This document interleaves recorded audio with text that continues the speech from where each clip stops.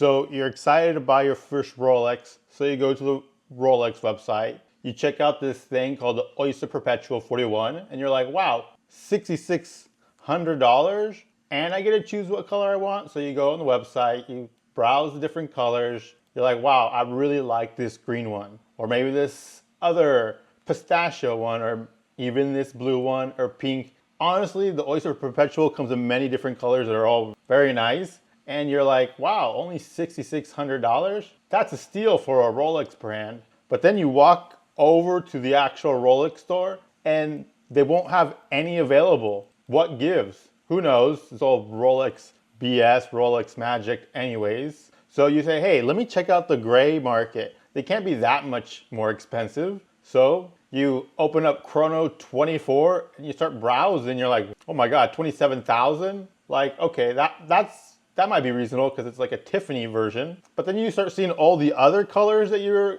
interested in, like the pistachio or even the green one. The green one is personally my favorite. And you're like, wow, 11 bands? Wasn't it just $6,600? And welcome to the gray market for these Oyster Perpetual 41s. You'll never get one at the Rolex store.